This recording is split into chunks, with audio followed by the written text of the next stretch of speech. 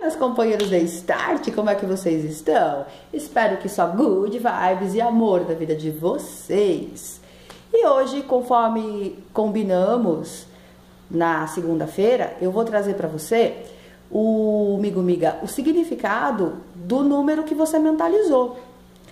Por numerologia, por mais que eu entenda, né, tenha estudado um pouquinho a numerologia, eu não sou vamos dizer, profissional de numerologia. Então, eu não faço um mapa numerológico pitagórico, não vou fazer uma numerologia cabalística para você. O meu conhecimento de números, tá? É porque eu penso que o profissional, ele deve conhecer tudo que é ligado à sua área de uma certa maneira, as coisas se interligam.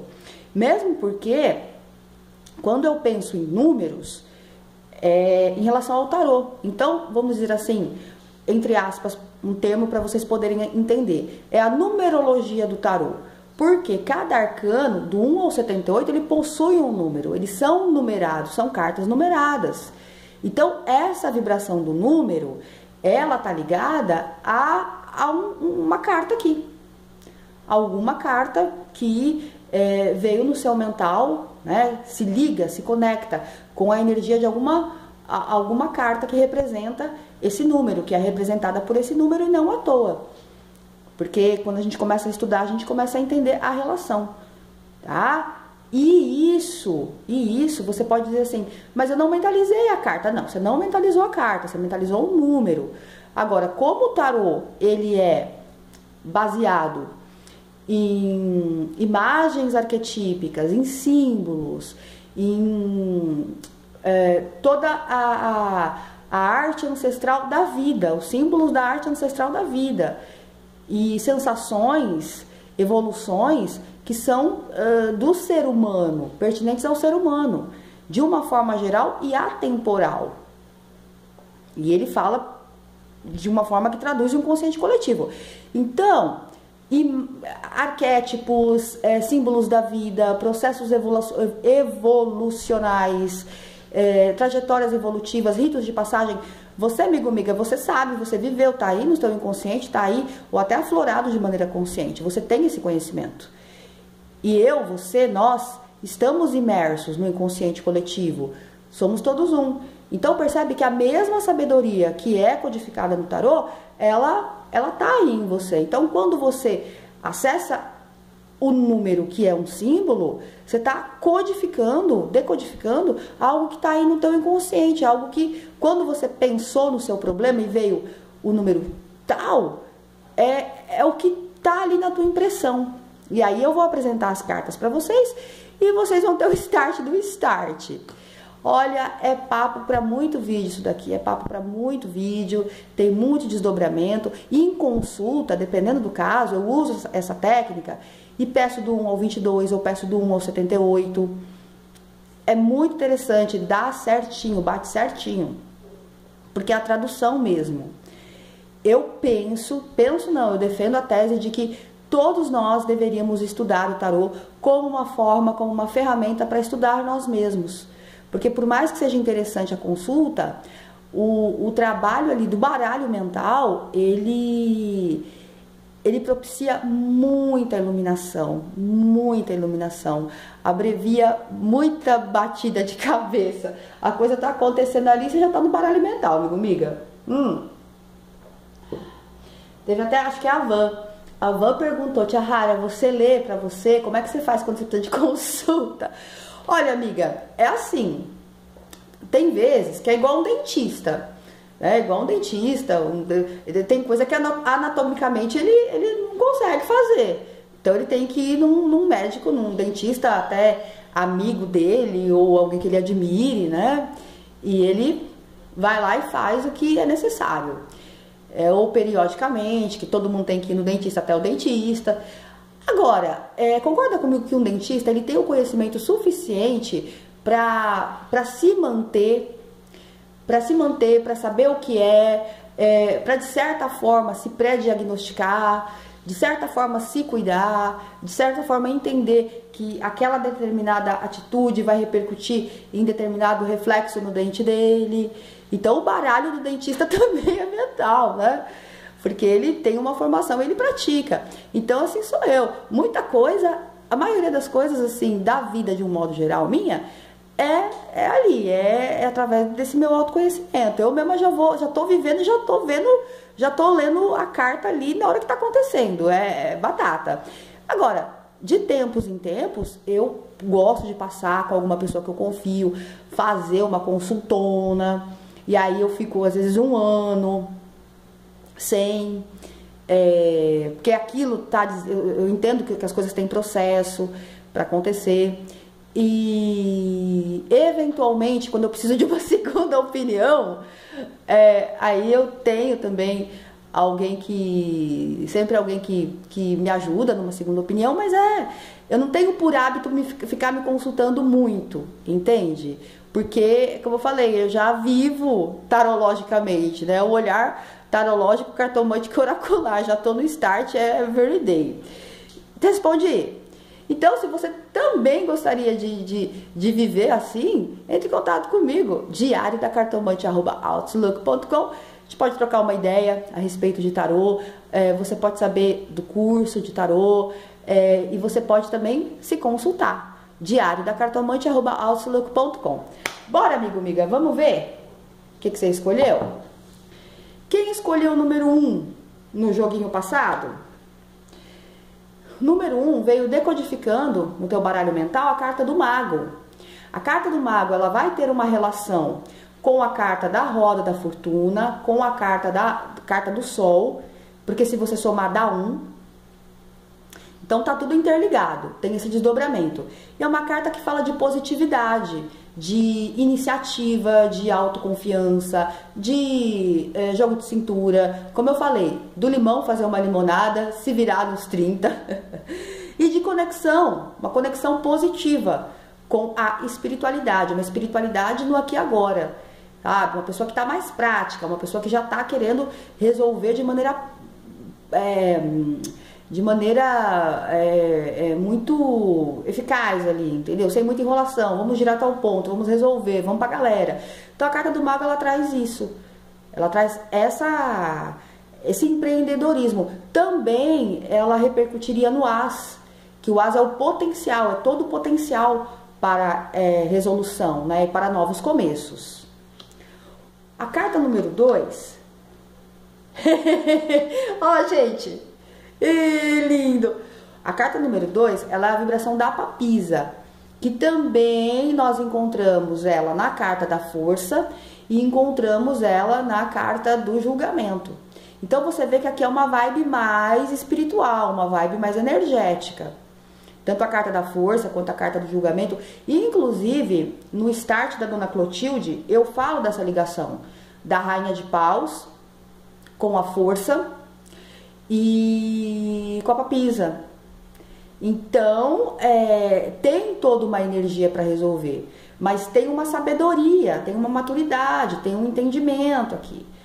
Que aqui é a serenidade, tá? A serenidade no olhar de quem anda devagar, porque já teve pressa, né? Devagar porque já teve pressa. A pessoa que gosta de estudar a situação, a pessoa que gosta de passar limpo ali, tem que ter cuidado para não ser uma pessoa que guarda muitas coisas, tá?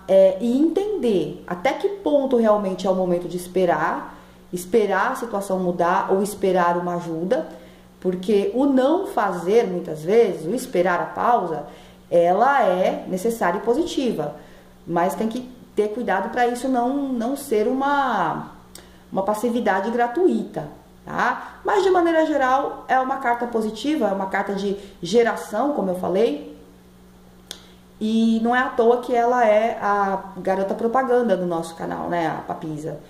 É a minha carta essa aqui, tá? Quem escolheu o número 3 tá vibracionando no mental a Imperatriz. Então a Imperatriz, ela é bem visionária. Você pode ver que ela olha para o futuro e ela tem o poder de gerar. Ela é a vida em plenitude, a Imperatriz. São as vontades, são os desejos, é a capacidade de materialização, porque o número 3 ele fala disso, ele fala da criação, da fertilidade. Tanto é que a maioria dos tarôs, a Imperatriz, ela aparece grávida. Então ela está plena de vida. Está plena de vida. Para ter essa vida, para criar essa vida. E ela tem uma simbiose, vamos dizer assim, com a carta do enforcado e a carta do mundo. Então você vê, dependendo de como você leva essas outras duas cartas, você pode ter o ato devocional ou a submissão ao karma, né? Você pode ter a libertação e estar no centro do mundo, ou então ter o mundo de uma certa forma ali como um desafio. Mas de qualquer maneira, quem escolheu o número 3 tá bem consciente aí do próprio futuro e do próprio livre-arbítrio, né? Porque essa carta ela fala muito do exercício do livre-arbítrio. Quem escolheu o número 4? Número 4 é o imperador. O imperador, ele fala de trabalho. Ele fala de trabalho, ele fala de estratégia, ele fala do prover, porque ele é o grande provedor. Ele fala de analisar uma batalha muito antes de empreendê-la. Uma carta ligada ao planeta Marte. Então, por aí vocês avaliam. E ela tem uma simbiose com o arcano da morte, quer dizer, atitude. Vamos para as cabeças. Vamos para as cabeças, tanto o imperador quanto a carta da morte. E também uma simbiose com a carta do louco. Então, é uma carta de ação. É alguém que quer ir para a guerra, doa quem doer. Quem escolheu a cartinha número 5, ou número 5 na outra tiragem, está pela carta do Papa. A carta do Papa, ela vai falar das leis espirituais, das leis que não são da terra, das leis que não são do homem, das leis que são dadas por Deus. Porque o Papa, o que ele é? Ele é o representante de Deus aqui na terra, não é isso? Então, uma pessoa que está numa fase aí procurando muito essa ética, esta sabedoria, esta prática de reger a própria vida em leis espirituais, em exaltar a própria fé. Tá? Também pela carta do Papa nós podemos alinhar aí um pouquinho a própria questão de ajuda, né? Alguma ajuda, pedir ajuda, vou pedir ajuda só se o Papa me ajudar. De repente você está querendo uma ajuda, ou querendo uma ajuda do alto, né? Uma pessoa que está com muita oração, ou uma pessoa que está num caminho de reforma íntima aí, muito efetiva, para que Deus abençoe, né? Não, agora eu vou ser um bom menino, né? Agora eu vou ser um bom amigo, uma boa amiga, para Papai do Céu aí dar o start na minha vida. Essa carta, ela também traz uma vibração na temperança. A temperança 1 mais 4 é igual a 5. Então, o 14, ele vibra. E o 14 são os anjos. Ao meu ver, a carta número 14, ela é muito auspiciosa em termos de evolução, em termos de bênçãos. Porque ela é a carta que vem depois da morte, é a carta que representa a influência dos anjos aí na nossa vida, né? Dando aquele bálsamo. Embora as mudanças que pela temperança não são instantâneas, mas há aquele alento, aquele sorinho pingando, entendeu? Diretamente na nossa energia. Para quem escolheu o número 6, amiga, a carta dos enamorados. A carta dos enamorados é a carta de contemplar caminhos. Tem muita literatura, muita coisa aí que você vai descobrir a carta dos enamorados como dúvida. E de certa forma, dependendo da margem interpretativa, ela pode representar dúvida, porque o carinha está olhando para um lado e para o outro. Mas assim, não é uma dúvida de uma pessoa que uma dúvida, como batata frita ou batata cozida. Não, ela vai além disso. Porque a carta dos enamorados é o contemplar caminhos. É descobrir através dos caminhos quem você é. Sempre que você se relaciona com uma pessoa, essa pessoa está espelhando aquilo que você é, ou aquilo que você quer ser, ou a vida que você quer empreender. Aqui, na carta dos enamorados, embora também em muitas leituras e em muitos tarôs sejam duas mulheres, não é bem isso que aconteceu. Aqui é de um lado, tá? O padre ali, né? O padre, e do outro lado é a esposa. Então é um casamento que está sendo realizado. Ele tá lá olhando para o padre e olhando para a noiva. Então percebe como é um rito de passagem? Você está se despedindo de um certo estágio da sua vida e indo para outro. Você está contemplando o caminho, você está se reconhecendo. O que eu vou ser? Para onde que eu vou? É aquele momento que você vive, você nasce, seu pai, sua mãe, você vai para a escolinha, você estuda, você arruma um trabalho, aí você começa a namorar, aí você vai casar, aí vai começar a sua vida. Como vai ser a sua vida? Então, essa carta dos enamorados, ela fala exatamente disso, das escolhas e de contemplar os caminhos e se reconhecer em cada um deles. É a carta mais crucial da escolha e do exercício consciente do livre-arbítrio, tá? Em vibração com ela, nós temos a carta do diabo. Amiga, você que tem um tarozinho, ou então você que tem interesse, joga no Google. Olha que interessante a carta dos enamorados. Traz o personagem no centro, traz o anjinho ali em cima, clicando, eu ia falar clicando, com a flecha, o cupidinho e duas pessoinhas, etc. Se você colocar a carta do diabo no tarô de Marsella, você vai ver que a simbologia é muito parecida, só que ao invés de estar havendo aqui esse toque e falar, vai meu filho, segue teu caminho, ele está aprisionado. Então a carta do diabo, ela traz isso. Quando você exerce teu livre-arbítrio de maneira errada, você acaba sendo preso pelas paixões. É interessante esse estudo? Quem escolheu o número 7?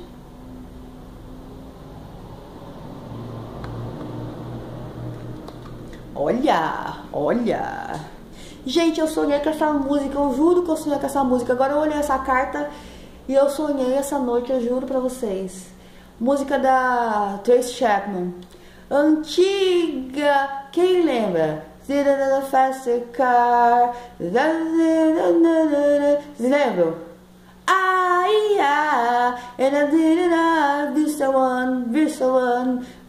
Ai, gente, não ri de mim, eu não sei cantar direito, ainda mais em inglês, ainda mais Tracy Chapman.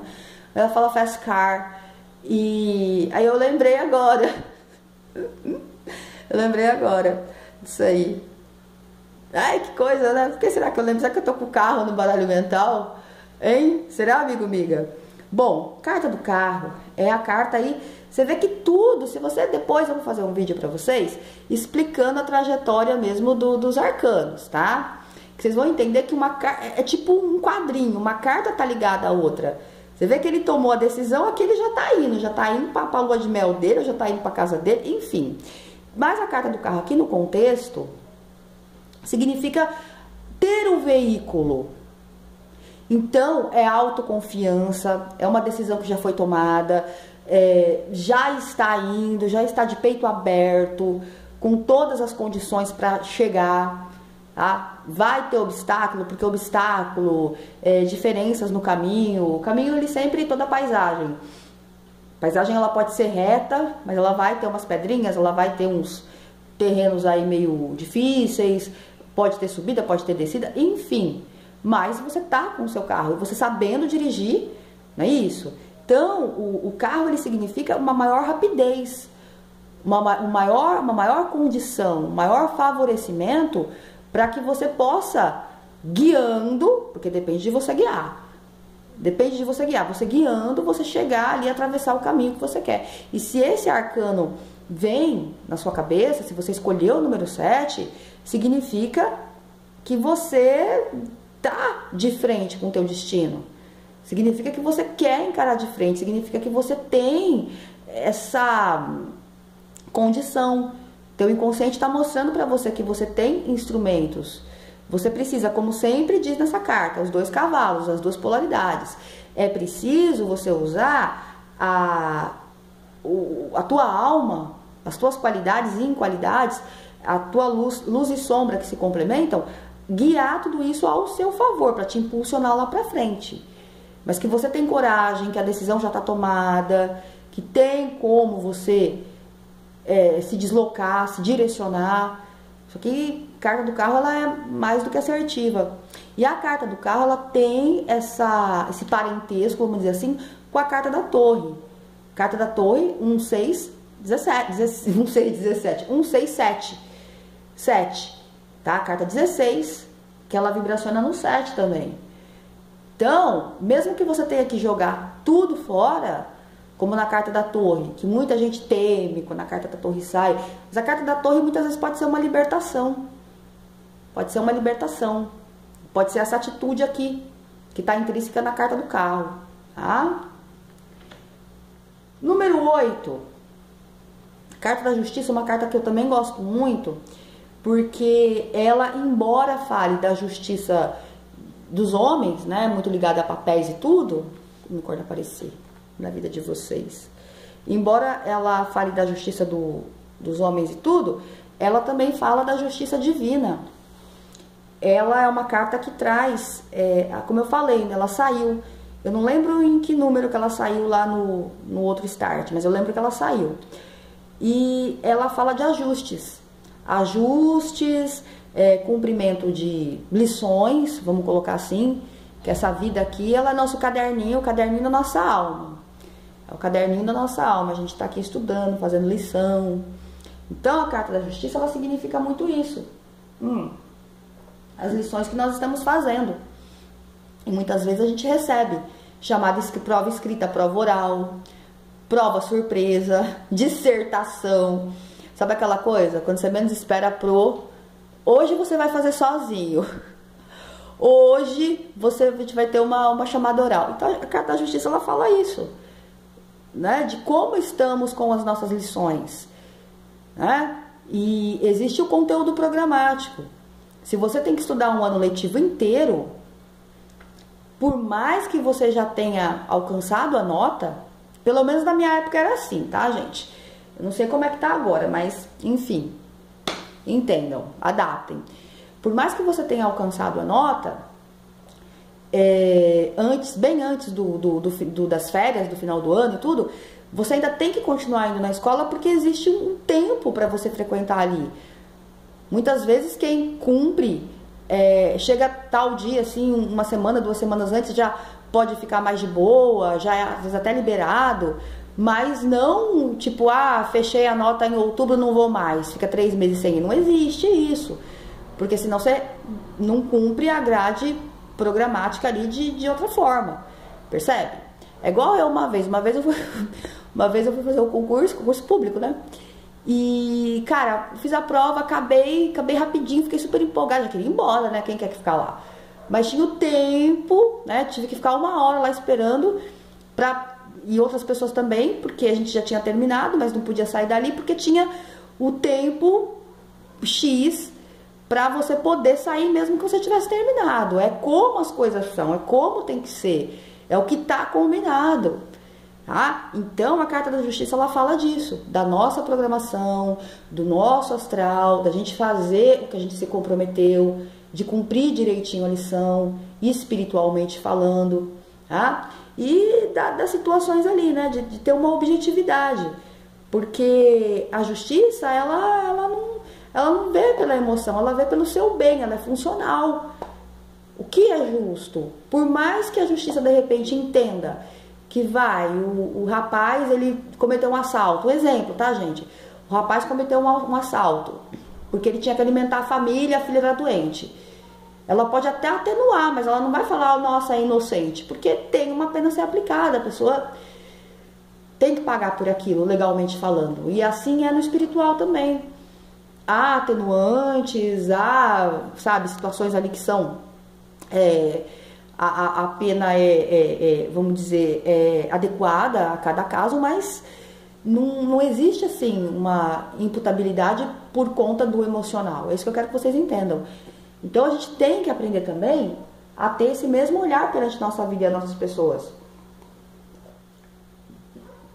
para poder essa balança ficar sempre equilibrada, né? E calma, para você poder chegar num patamar desse, tem que ter calma. É isso.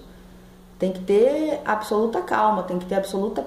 E assim, tanto é uma carta de destino, que é uma carta que vem na vibração da estrela. Se você colocar 1 mais 7 é igual a 8. E a cartinha da estrela, que também eu lembro que saiu, é a fé. Essas duas cartas, elas falam de fé. Olha que bacana. É muito bacana quando você começa a desdobrar assim, entender o arcano, né? De uma maneira diferenciada, mais aprofundada. E o nosso amigo eremita,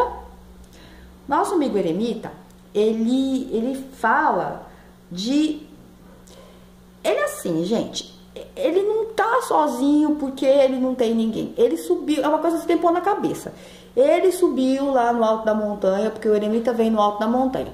Então, por que ele subiu no alto da montanha? Porque ele quis ver o todo.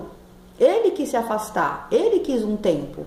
Não significa que ele esteja sozinho, não significa que ele viva no alto da montanha, não significa que ele não tenha pessoas, ele tem.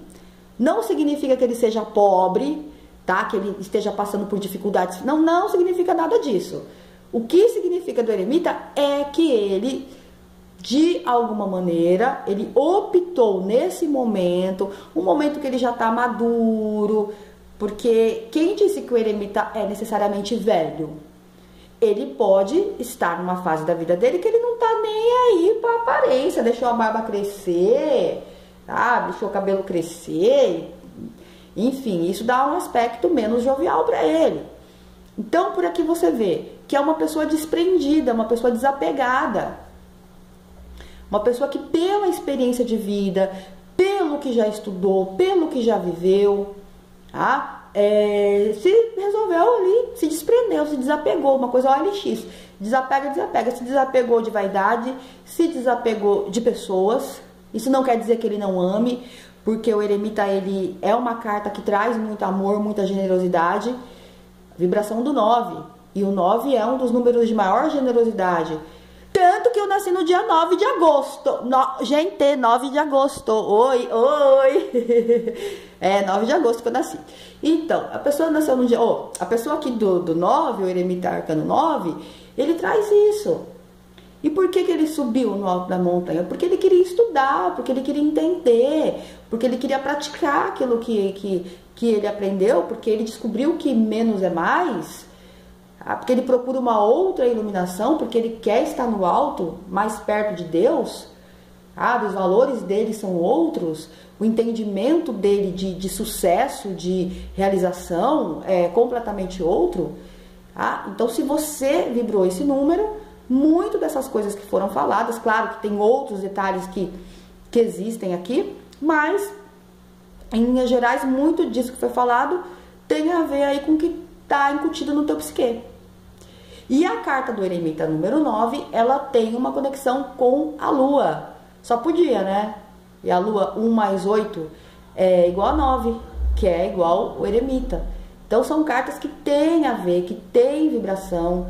A carta da lua, que também saiu no start passado, ela traz o inconsciente, ela traz a espiritualidade, ela traz a necessidade de usar essa lamparina aqui para iluminar. Ambas são cartas noturnas, se você for ver. Então toda essa magia, todo esse desconhecido, ele tá aí dentro da tua mente que escolheu o número 9. Gente, como eu falei, é conversa aí para muitos starts na vida de vocês. Eu quero feedback aí pra gente ir conversando e a gente se manter em estudo. Vocês gostaram? Gostaram dessa proposta? O que veio na cabeça de vocês? O que veio na cabeça de vocês aí, hein? Olha, gente, ele tá saindo de dentro do tarô. Olha que legal, você colocar mais pra cá. Depois eu vou tirar uma foto aqui. Beleza, galera? Um grande beijo. Comentando nos comentários em 1, 2, 3.